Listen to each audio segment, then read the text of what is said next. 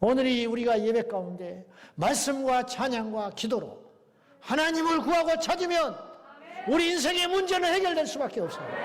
우리가 강해지기 때문이에요.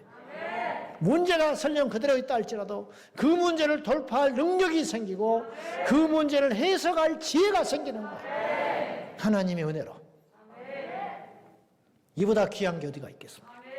그러니 마귀가 이걸 마지막 때 이걸 깨버리려고 이런 은혜의 자리, 능력의 자리, 변화의 자리, 생명의 자리에 오지 못하도록 전 세계에 이 무기를 들고 칼을 들고 설치고 돌아다니는데 우리는 그냥 두 손 놓고 이렇게 무장해제하고 당할 수는 없다는 거예요. 눈이 있거든 보세요. 안 보입니까? 어째서 너희가 날씨는 그렇게 잘 분별하거늘 시대의 징조는 보지를 못하냐고 예수님이 그러셨잖아요. 지금도 마찬가지. 교회를 다니는 게 다가 아니에요. 눈이 열어져야 돼요. 예배 때 앉아있는 게 다가 아니고 귀가 열어져야 된다 이 말이에요. 귀가. 싸움의 방식이 계속 바뀌고 있어요. 그러나 적은 바뀌지 않아요. 마귀가 최근에 싸움의 방식을 바꿔서 싸움을 걸어오니까 우리도 싸움의 양식이 바뀌어져야 한다 이런 뜻이에요. 이런 뜻이에요. 두더지 올라오듯이 계속될 것입니다. 우리 당대에 반드시 이 싸움을 하고 버티고 이겨나가다가 우리가 언젠가 나이 먹고 저도 언젠가는 끝나겠죠. 저도 약해질 때가 있고 이제 역사 속에서 사라질 날이 반드시 와요. 그때까지 막아내는 게 내 역할이야. 그리고 나서 누군가 저보다 더 능력 있고 탁월한 주의 종이 와서 이 일을 또 해줘야 되고 계속 또 주님이 오시지 않는다면 오시는 그날까지 대한민국은 이 영적 전투에서 반드시 이겨내는 복음의 국가가 되기를 간절히 원합니다. 그러기 위해서 우리 젊은이들에게 투자를 해줘야 된다는 거예요. 그래서 우리 젊은 주의 종들에게 투자를 해줘야 돼요. 우리 목사님들이 정말로 능력 있는 주의 종들이 되고 신실한 주의 종이 되고 성실한 주의 종들이 되어서 한국교회를 살려야 됩니다.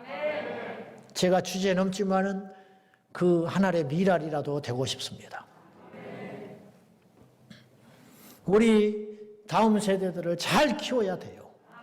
우리 다음 세대들이 영적으로 무장되고 예리한 칼을 무장해가지고 이 시대가 어떻게 흘러가고 있는지 나는 하나님 앞에 어떤 모습으로 부름을 받았는지 이 역사 속에서 무엇을 해야 되는지 그냥 직장생활하고 집 사고 애 낳고 그냥 주말이면 놀러 다니고 여차 기분 틀어지면 이혼해버리고 그냥 나는 내 인생 살고 이렇게 살게 만들어서는 안 된다는 거예요.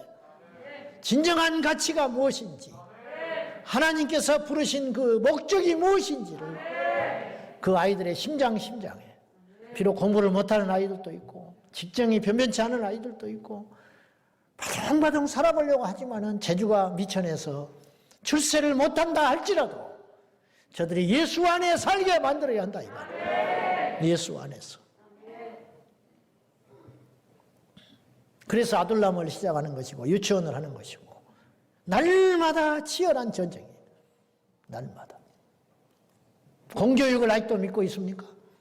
앞으로 이제 무차별한 일이 생기고 학생 인권 조례를 통해서 우리 아이들이 학교에서 무엇을 배우고 있는지 두 눈을 부릅뜨고 그것을 가르쳐 그것이 무엇이 일어나고 있는지 우리 애도 대학 갔는데 오리엔테이션 첫 시간에 세상의 대학생들 오리엔테이션 첫 시간에 그것도 미션스쿨인데도 앉혀놓고 그것이 교육부 지령이에요.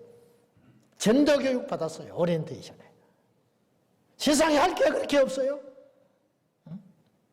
그러니까 예수를 믿으니까 그것이 분별이 되는 것이지. 멀쩡하게 예배드리고 제풀 예배드리고 오리엔테이션 시간에 젠더 교육 받았다니까요. 이것이 이 나라의 현 상황이에요. 어쩌자는 거이죠. 오늘의 설교 제목은 은혜를 입히시는 하나님이십니다. 여러분 은혜란 뭘까요? 은혜. 은혜는 국어사전에 이렇게 설명을 했습니다. 사랑으로 베풀어주는 신세나 혜택. 사랑으로 베푸는 어떤 혜택이 은혜라는 거예요. 성경에서 말하는 은혜는 대단히 광범위적이에요. 성경에서만 은혜가 약 290회 정도 등장해요. 성경에는 은혜를 사모했던 사람들의 이야기가 나와요. 시편 123편 3절입니다. 같이 시작.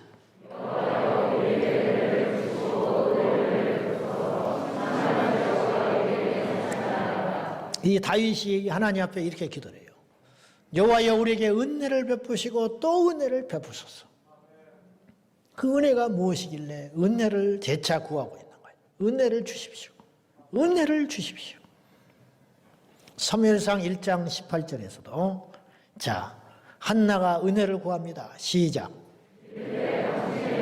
당신께 은혜 있기를 원하나이다. 가서 먹고 얼굴에 다시는 근심빛이 없더라. 은혜를 내려주십시오. 그리고 나서 그에게 기적이 일어났어요. 오늘 본문에도 역시 마찬가지. 그 외에도 무수히 많습니다. 이런 사례들이. 시간 관계상 다 말을 못할 정도지. 오늘 창세기 6장 8절에 온 세상이 악하고 패역하고 하나님을 대적하는 지금이나 예나 똑같아요. 마치 지금과 같아요. 하나님을 조롱하고 성적으로 타락하고 문란하고 어두워지는 그때에 하나님께서 깊이 한탄할 만큼 하나님이 속상해할 만큼 세상에 죄악이 가득 찰 때 그러나 노아는 여호와께 은혜를 입었더라. 아멘. 그러나 노아는 여호와께 은혜를 입었더라. 아멘. 입었다는 말은 수동적인 말이에요. 입혀줘야 입는 거예요. 내가 입는 게 아니에요. 누군가 입혀주는 거예요. 은혜는 입혀주는 주체가 있어야 되는 거예요. 은혜는요, 졸라서 받는 게 아니에요. 은혜는 주셔야만 받는 거예요. 그래서 성경은 은혜를 받았다. 은혜를 입었다.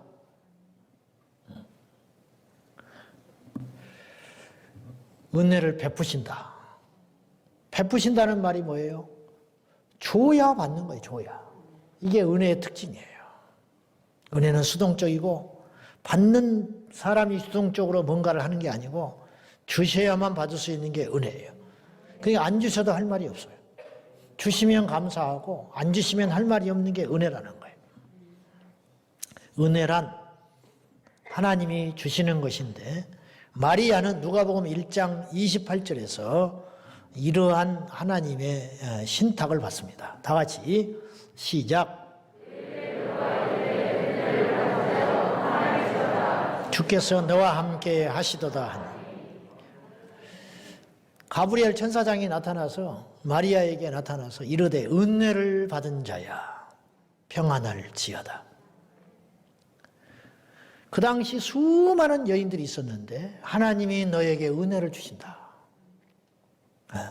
특별한 은혜를 주신다. 영광이죠. 하나님이 너에게 은혜를 주신다. 오늘 여러분도 은혜를 받은 거예요, 사실은. 저도 은혜를 받았지요. 저 같은 영적 흑수저요 박도가 어찌 강단에 서며 지난날의 죄악을 책으로 써도 다 못 쓸 정도인데 어떻게 제가 감히 설교를 하고 어떻게 감히 하나님께 쓰임을 받고 있겠습니까? 저보다 온전한 사람 많고요. 저보다 대단한 사람 많고요. 저보다 모든 것이 갖춰진 분들이 이 땅에는 훨씬 더 많아요. 그런데 어째서 하나님이 나 같은 것을 이 자리에 이 시간에 세워줬느냐? 천번 만번 생각해도 결론은 이것이에요. 하나님의 은혜. 입에 붙은 말이 절대 아니에요. 아무리 생각해도 하나님의 은혜예요. 여러분이 무슨 수로 구원을 받습니까? 여러분이 마음이 착하기를 합니까? 여러분이 뭐 준비가 됐습니까? 남보다 뛰어난 게 뭐가 있어요? 보통이잖아요, 보통. 보통 사람들이잖아, 보통 사람. 보통 사람 아니요, 보통 사람. 무시하는 게 아니고 우리 보통 사람은 보통 사람. 우리의 기준으로 따지면 우리보다 구원받아야 할 사람이 더 있다고요. 절에 있어요, 절에. 나보다 머리 깎은 사람이 더 어울려요. 목사가 되기에. 그렇잖아. 결혼도 안 했지요. 고기도 안 먹었지요. 기도도 나보다 더 오랜 시간 하지요. 3,000배 막 하지요. 밤에 잘 때도 누워서 잠도 안 자지요. 나는 앉아서 잔 적이 없어요. 앉아서 잔 적이 없어. 그렇잖아요? 막 30년씩 앉아서 주무시는 중이 있잖아요. 고기를 뭐 안 먹는 중도 있잖아. 나는 없어서 안 먹고, 앉아서 안 먹고, 모자라서 안 먹고, 그렇지? 안 먹지 않아요. 그런 기준으로 따지면 나는 죽으면 살이가 하나도 안 나올 인간이에요. 살이. 그러면 나는 객관적으로 보면 구원은커녕 뭐 목사가 안 되는 사람, 목사가 안 되는커녕 뭐 구원도 못 받을 정도의 사람이라. 아무리 생각해도 해석이 안 돼요. 이럴 때 이제 정신을 차려가지고 내 지나온 과거를 이렇게 생각을 해보면 고비고비마다 하나님이 도와주셨어요. 고비고비마다. 여러분도 그렇죠?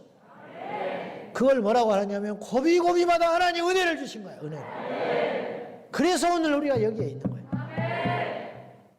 문제는 이걸 또 잊어버린다는 거죠. 또 시간이 지나면 그때뿐이고. 바울은 고린도후서 12장 9절에서 이렇게 고백을 합니다. 시작.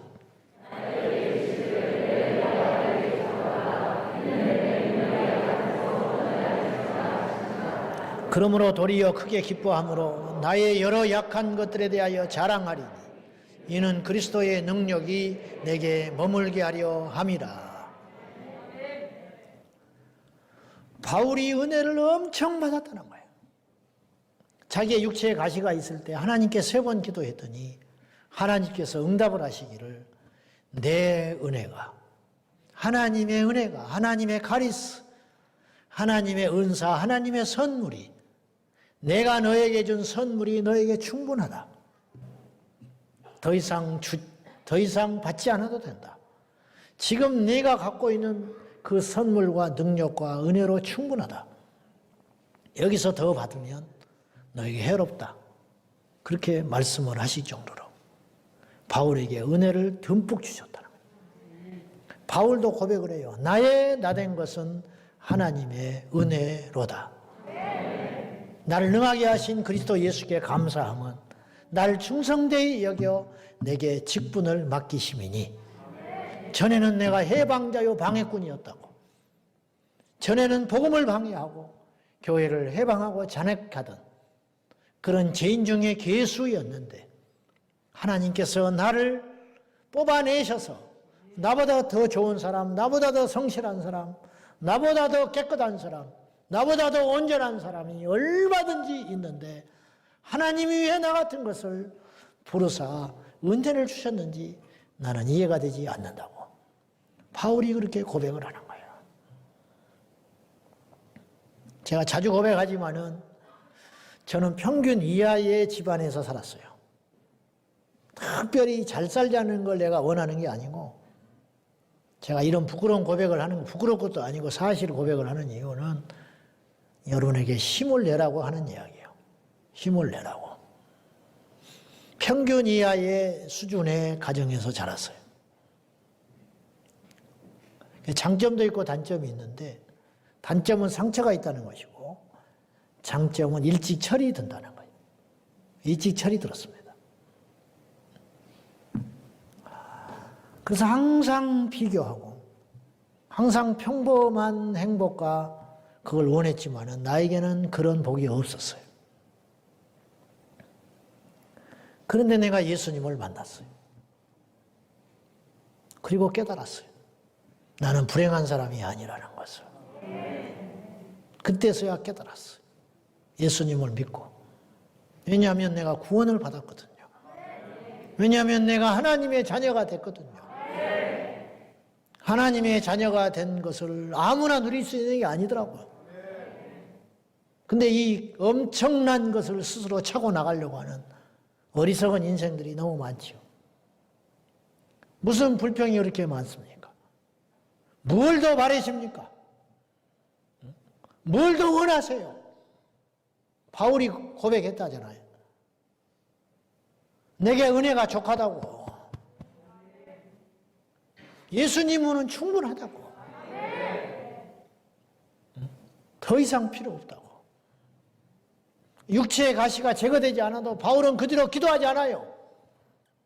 원래도 시험에 안 들었지만 그 뒤로 그 문제로 시험 들지 않아요. 그 문제로 힘들어하지 않아요. 왜냐? 그런 육체의 아픔과 가시 따위하고는 비교할 수 없는 어마어마한 은혜가 자기 안에 있다는 걸 알았기 때문에. 좀 가난하면 어때요? 하나님의 은혜가 너무 큰데 남만 좀 못하면 어때요? 그것과 비교할 수 없는 은혜를 우리가 너무 큰 걸 받았는데 왜 예배당에 나왔어도 입이 나와 있냐고. 그거 감추려고 지금 마스크를 쓰고 있는 모양인데 왜 입이 나와 있냐고. 마스크를 써도 입이 나와 있어. 마스크까지 나와 있어. 마스크까지. 도대체가 어쩌자는 거예요 도대체.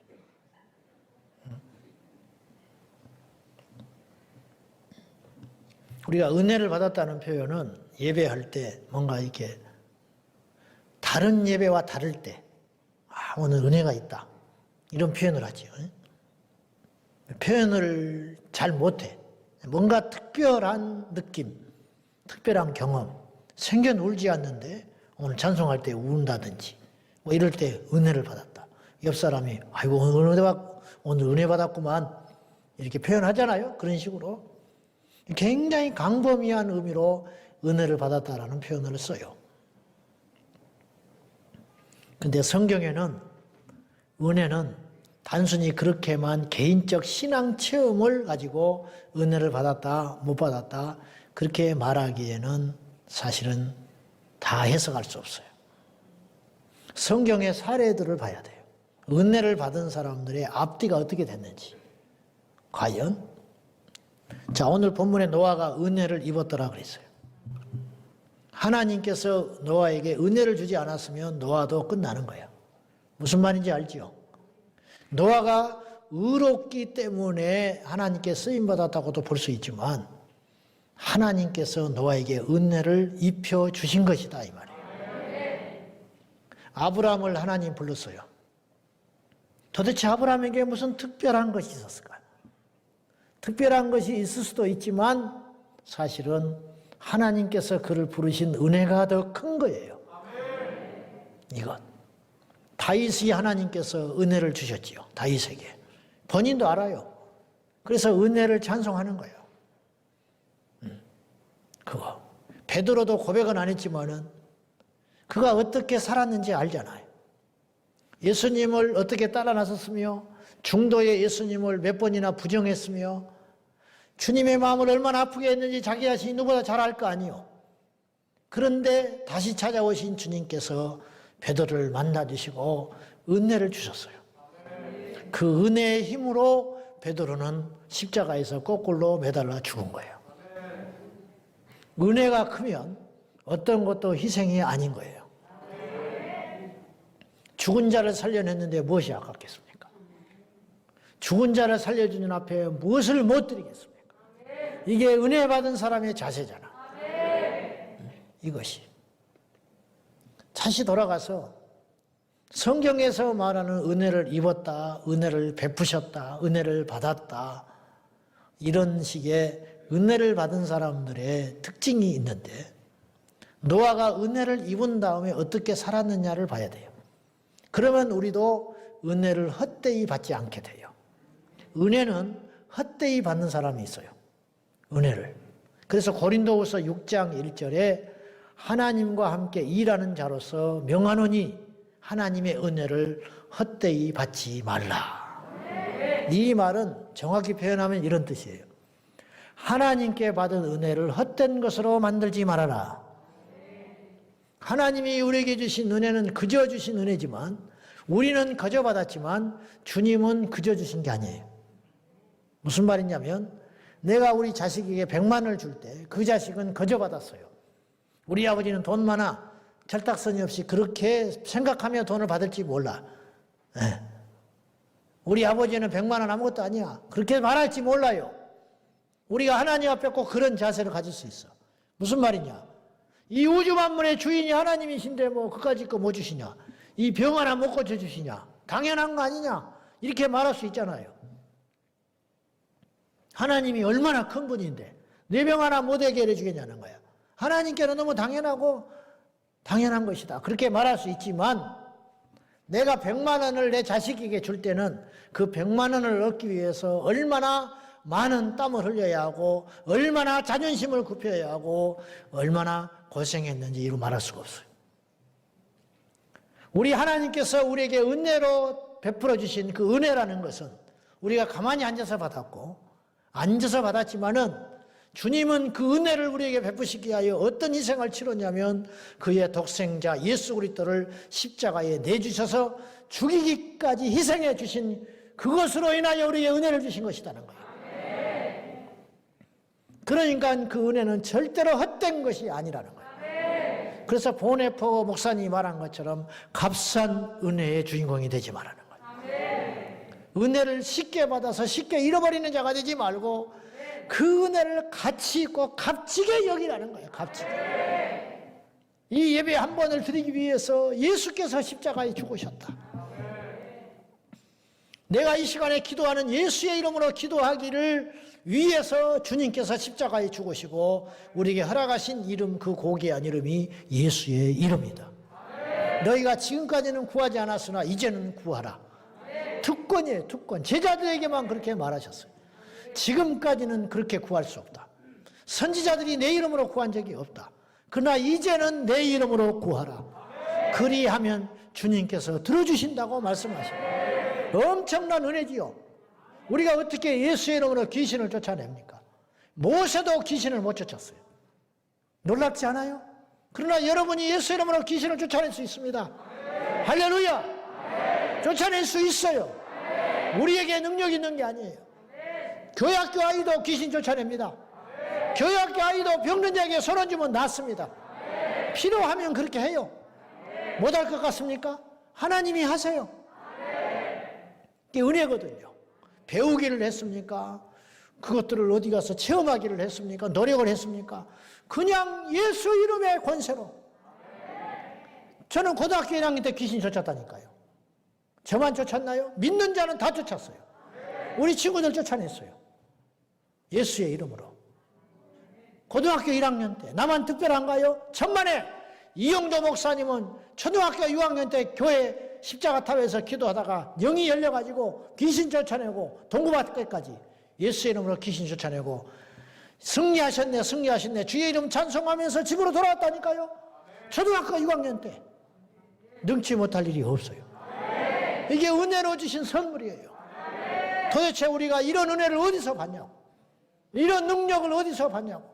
믿는 자에게는 이런 표적이 따르리니 너희가 세방언을 말하며 독을 마시며 뱀을 집으며 귀신을 쫓아내고 병든 자에게 손을 얹으면 나으리라. 낫는다니까요. 우리가 예배할 때 기적이 일어난다니까요.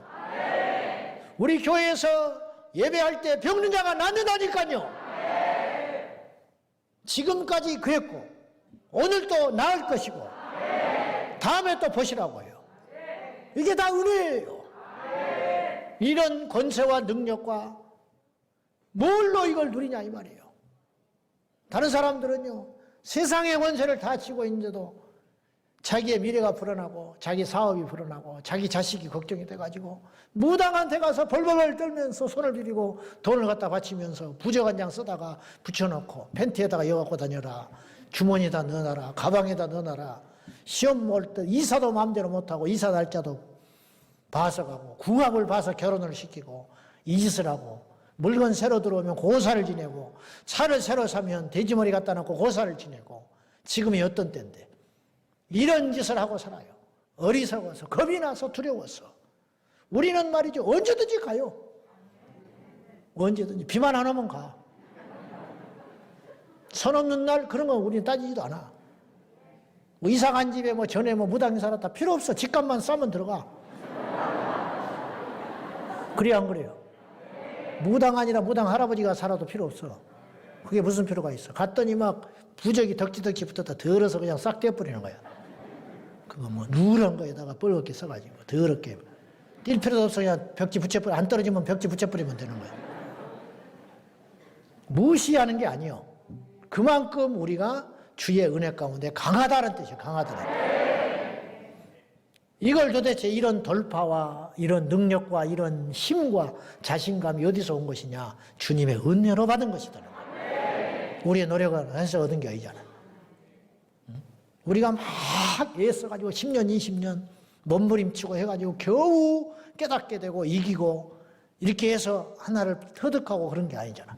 오늘날 예배 드리는데 그냥 훅 능력이 나가버리고 어느 날 예배 드리는데 믿음이 훅 들어와가지고 이것이 귀신이었구나. 이게 어둠의 역사였구나. 내가 원래 그런 체질이 아니고 이게 악한 영의 역사였구나. 딱 깨닫고 예수 이름을 물러가라. 그날로 해방돼 버리고 너무 깔끔하고 힘이 있고 완전하고 도대체 이런 것이 어디서 온 것이냐 이게. 하나님의 선물.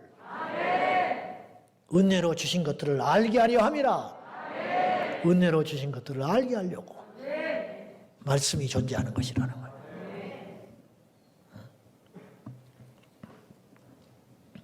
은혜를 주실 때는 반드시 그걸 갖고 놀으라 하고 자랑하고 누리라고만 준 게 아니고 은혜에는 반드시 책임이 따라요.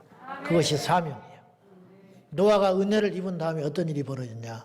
이 노아의 8 식구는 장장 그 긴 시간을 130m가 넘는 방주를 지어야만 했어요. 이게 은혜 받은 사람의 책무예요. 아까 마리아에게 은혜가 임했다고 그랬죠. 은혜 두려워하지 말라. 은혜를 입은 자여. 가브리엘 천사가. 도대체 이 말이 무슨 말이냐고. 마리아가 그런다고요. 근데 그때부터 마리아는 이해할 수 없는 일이 일어나요. 그에게. 남자를 가까이 한 적도 없는데 배가 불러와. 성령으로 잉태됐어요. 있을 수 있는 일이 남의 말이니까 우리가 쉽게 이야기하는 거예요. 남의 말이니까. 그러한 엄청난 이해할 수 없는 일들을 겪으면서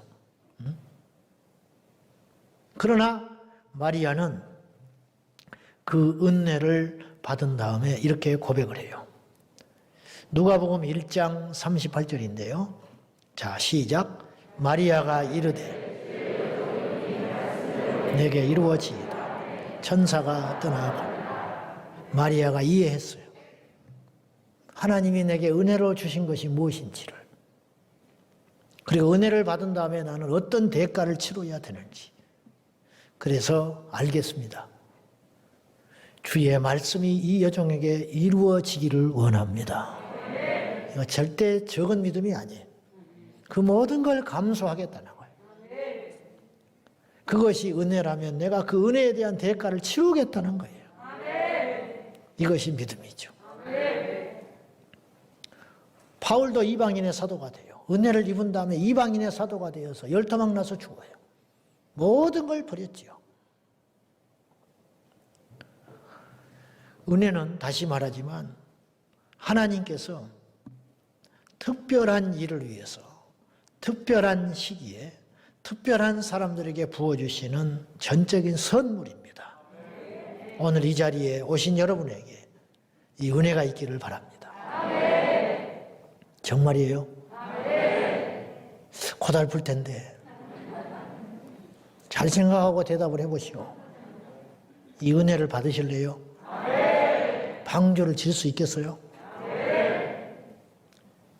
마리아처럼 그 이해할 수 없는 그 현실 앞에 그걸 받아들일 수 있겠어요? 겁이 없네.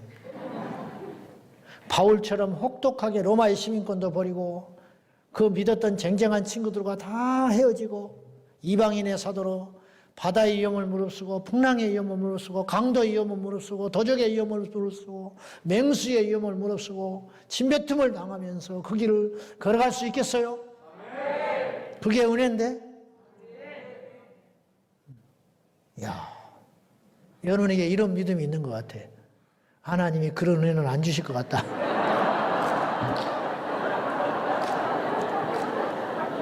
아무리 봐도 내 꼬라지를 보니까 나는 틀린 것 같다. 그런 사람만 아멘을 하는 것 같아. 뭔가 근접에 가까운 사람은 가만히 있는 것 같아. 저는 그래도 그 은혜를 받고 싶어요. 아까 시편 128편에 말한 것처럼 123편에 말한 것처럼 여호와여 내게 은혜를 주소서. 은혜를 더하소서. 축도할 때 그러죠. 주 예수의 은혜와 주 예수의 은혜. 주 예수님이 걸어가셨던 그 길. 주 예수님이 우리에게 당신의 사명을 위해서 부르신 바 그 은혜. 그 은혜. 오늘 우리 자리에 오신 여러분에게 하나님이 특별한 은혜를 입히십니다. 그 은혜가 여러분의 있기를 바랍니다.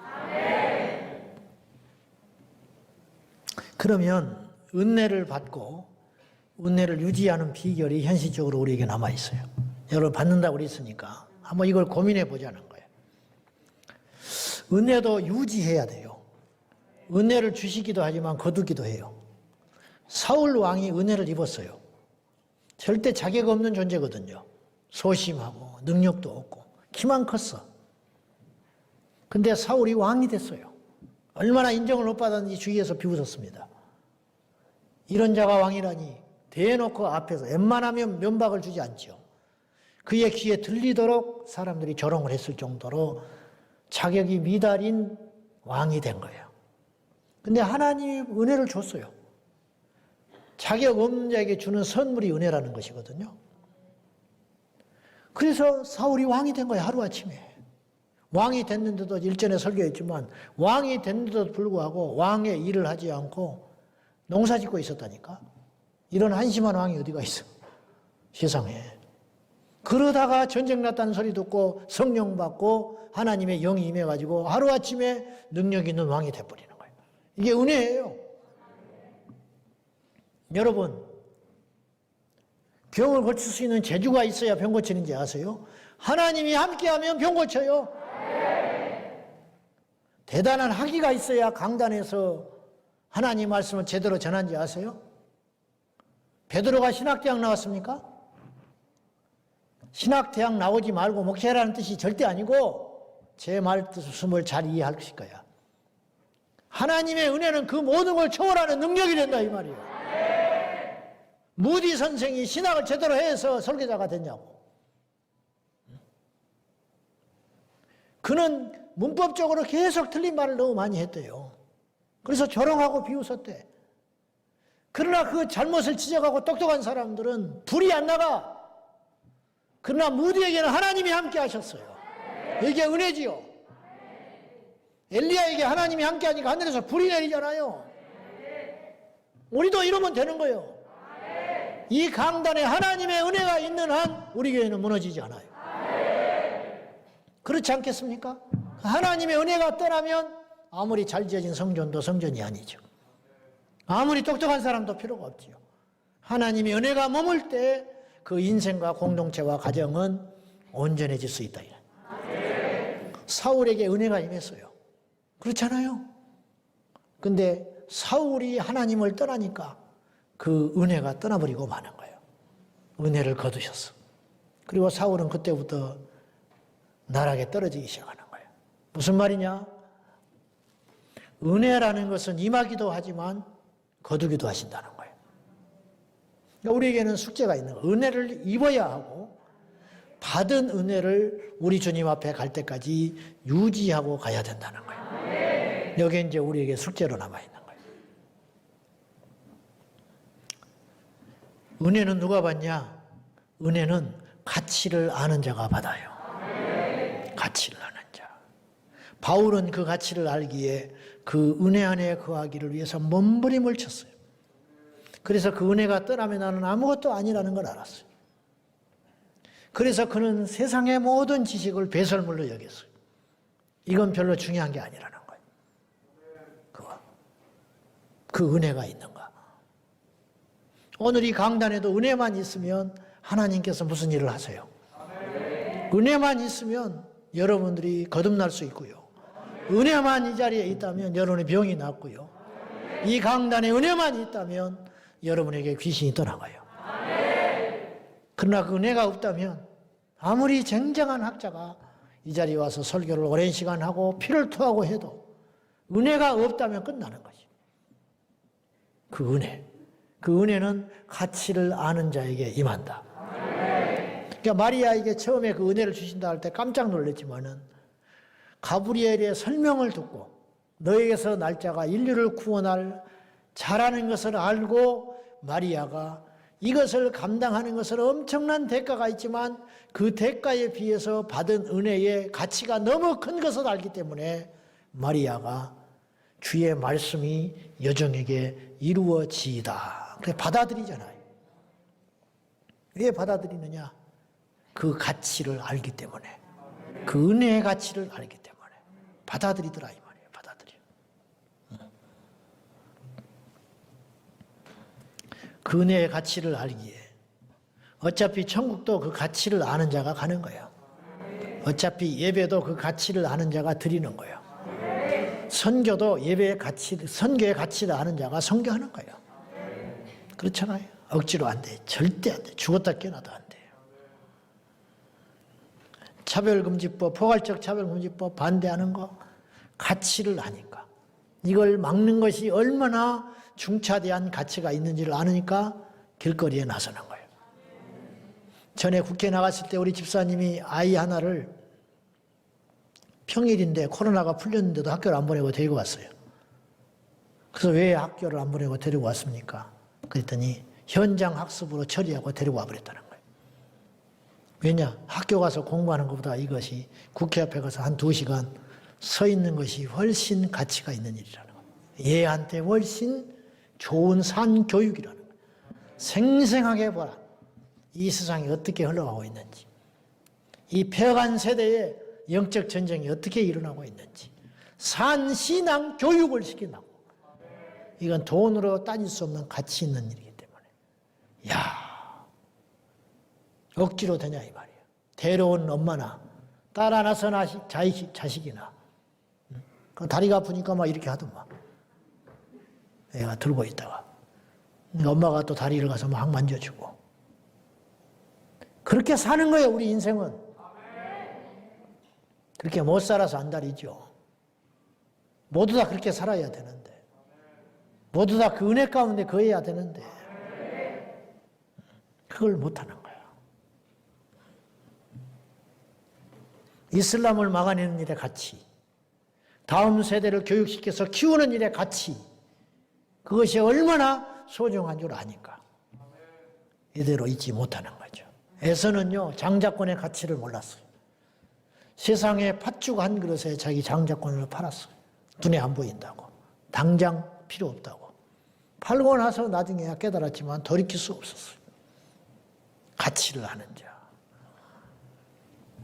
모세는 바로의 공주의 아들로 칭함받는 것을 거부하고 광야에서 이스라엘 백성들과 함께 했습니다. 왜냐? 그 가치를 알았기 때문이에요. 그럴 리 없지만 나는 다시 태어나도 목회합니다. 좋아서? 아니, 가치 있는 일이기 때문에. 내가 평생 목회해서 한 명을 구원할 수 있다면, 제가 한 것도 아니지만 하나님께서 저를 통해서 한 영혼을 만약에 살리셨다면 지옥으로 향하던 인생을 끌어내가지고 유턴시켜서 천국으로 보낼 수 있다면 나는 우주 만물보다 가치 있는 한 영혼을 살린 것이기 때문에 저는 그 길을 갈 수 있습니다. 거꾸로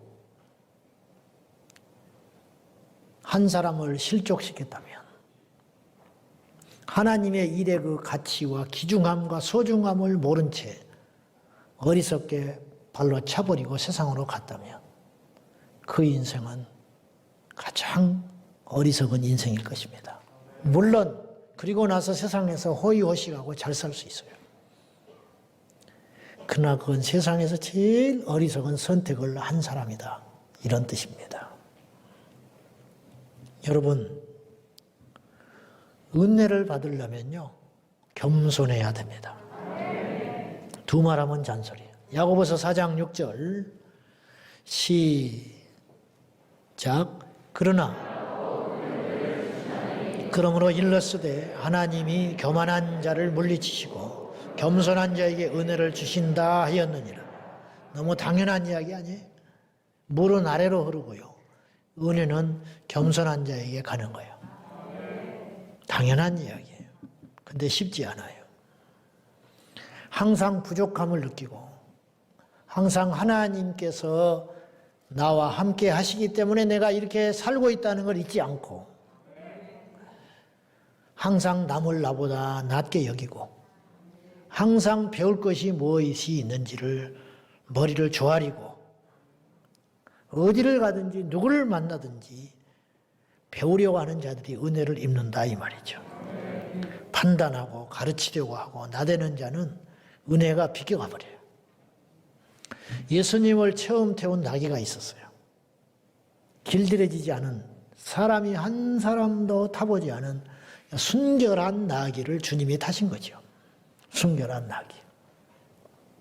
그러나 이 나귀는 예수님을 태우는 순간부터 몹시 불편했어요. 익숙하지 않죠. 누군가를 태워본 적이 없기 때문에. 그러나 나귀는 묵묵히 주님을 태우고 자기의 길을 갑니다. 예수님도 겸손했지만 이 나귀 또한 겸손한 거예요. 그 주님을 태우고 그 길을 갔을 때 인류 역사상 가장 영광스러운 나귀가 된 거예요. 예수님을 태웠기 때문에 금메달 딴 나귀가 중요한 게 아니에요. 그렇잖아요.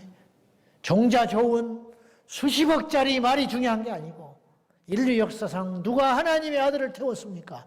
그 나귀 외에 누가 태우냐고. 어떻게 해서 그런 영광을 누리게 됐는가? 주님을 거부하지 않았기 때문이에요. 받아들였기 때문이다. 이게 겸손이라. 그렇구나. 오늘은 하나님이 이 자리로 나를 인도하셨구나. 그렇구나. 하나님이 나를 이런 환경에 인도하셨구나. 그걸 받아들이는 거예요. 그것이 은혜에 받는 비결이야.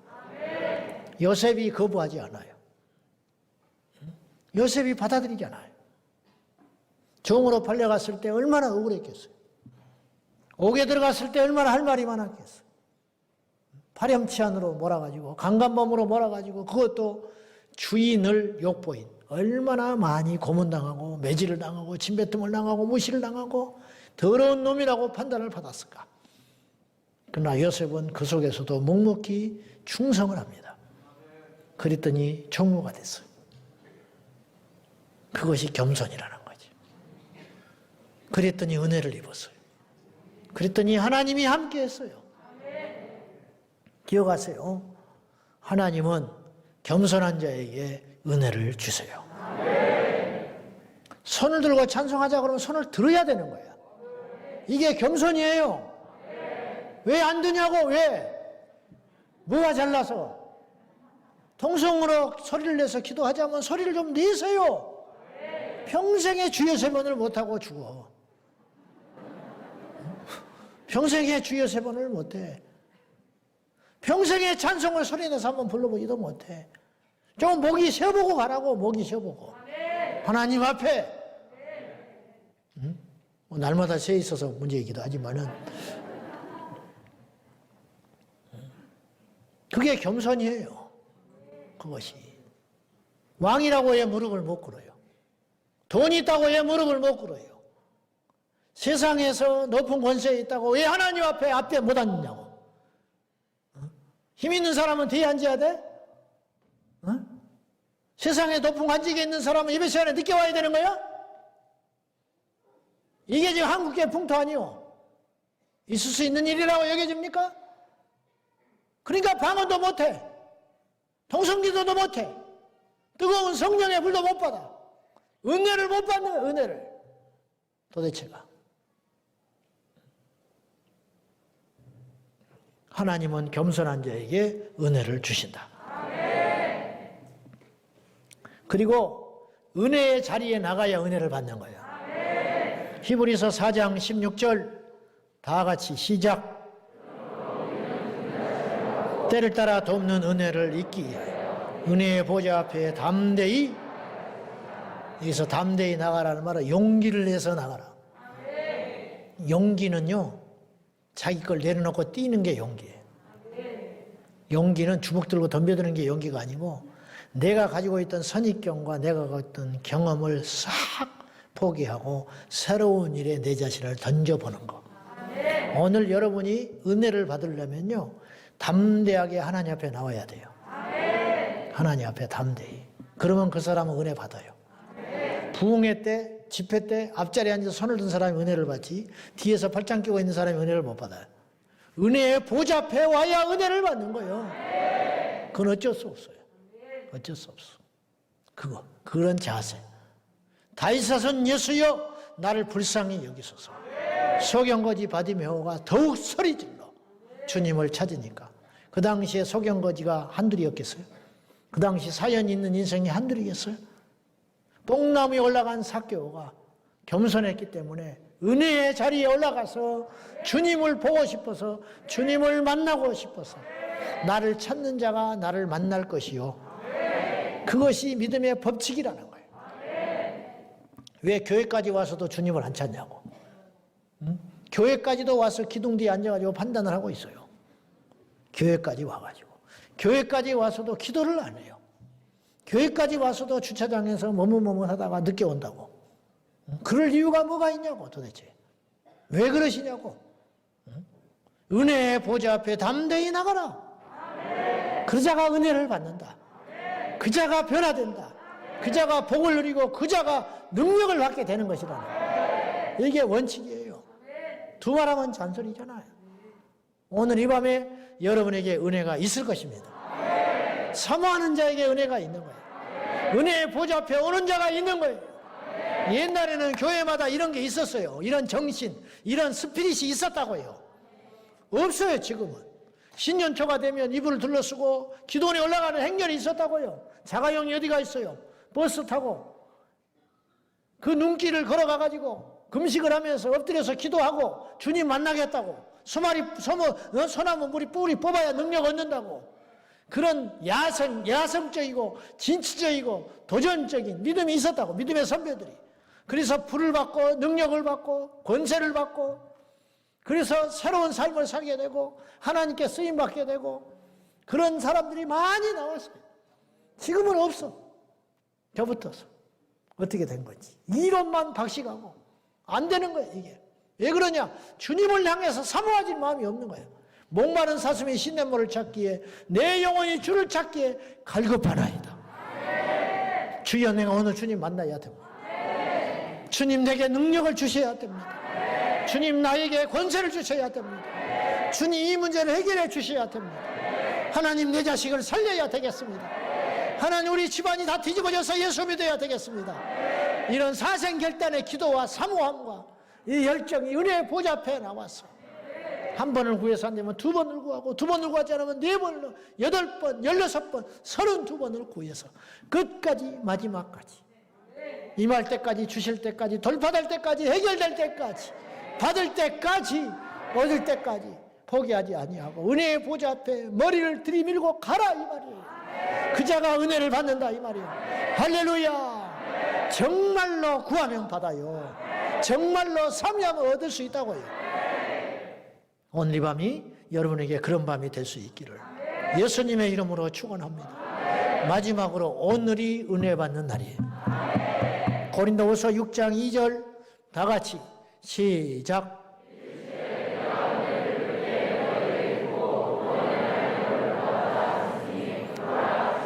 은혜 받을 만한 때요, 보라 지금은 구원의 날이로다. 보라 지금이 은혜 받을 때요, 구원의 날이로다. 방언도 때가 있고 능력도 때가 있어요. 오늘 방언 받을 사람이 있습니다. 이 자리에. 오늘 이 밤에 능력 받을 사람이 있어요. 그러니까 이게 선포가 나가는 거예요. 여러분이 오늘 병 날 사람이 있어요. 오늘. 근데 오늘 받을 사람이 오늘 구하지 않았다. 그러면 못 받는 거예요. 돌고 돌고 돌아서 기회가 언제 올지 몰라요. 오늘 그 은혜를 받고 능력을 받고 응답을 받을 수 있는 주인공이라고 여러분이 믿으셔야 한다 이 말이에요. 그럼 오늘 받게 된다. 왜 다음 주로 왜 미루냐 이 말이에요. 왜 다음 주로? 다음 주에 권사의 순서니까 다음 주에 받아야겠다. 권사님들이 그렇게 생각할 필요가 없다 이 말이에요. 나는 어리니까 나이 먹어서 받아야겠다. 그럴 필요가 없다는 거예요.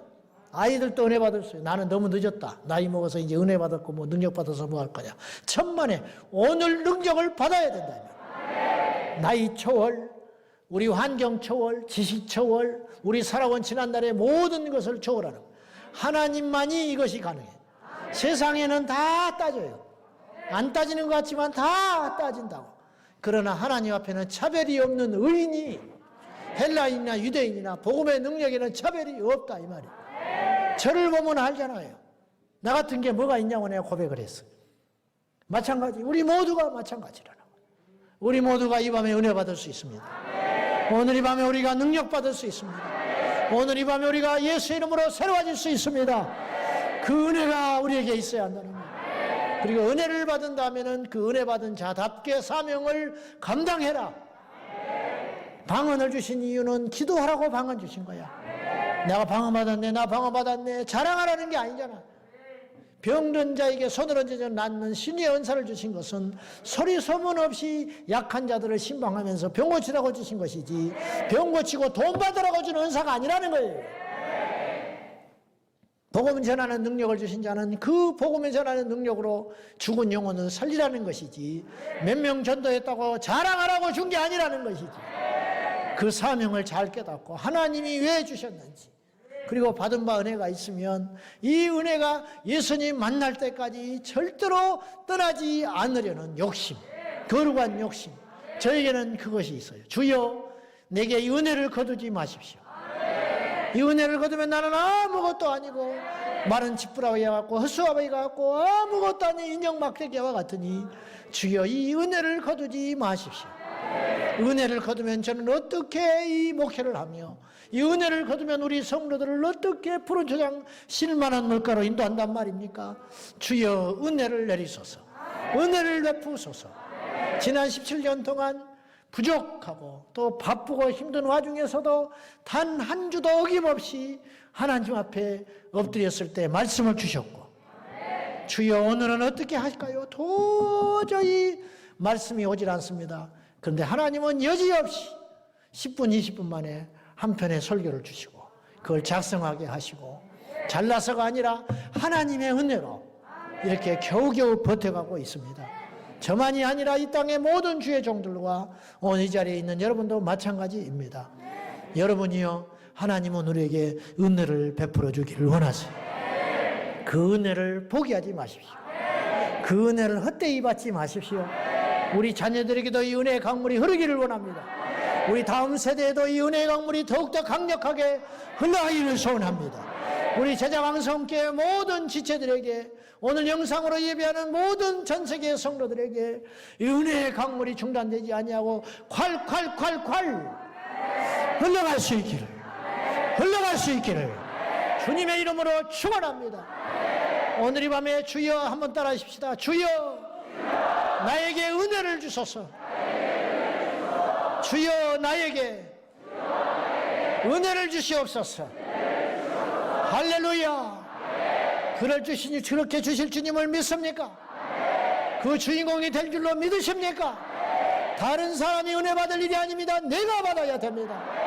주여 내가 은혜 받겠습니다. 할렐루야. 주여 내가 은혜 받겠습니다. 주여 내가 은혜 받겠습니다. 주여 내가 누구보다 은혜 받겠습니다.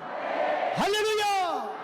처음 사랑을 회복하시고 능력을 회복하시고 복음의 관세를 회복하고 병마를 이기고 예수의 어둠의 관세를 이기고 돌파하는 저와 여러분 될 수 있기를 예수님의 이름으로 축원합니다.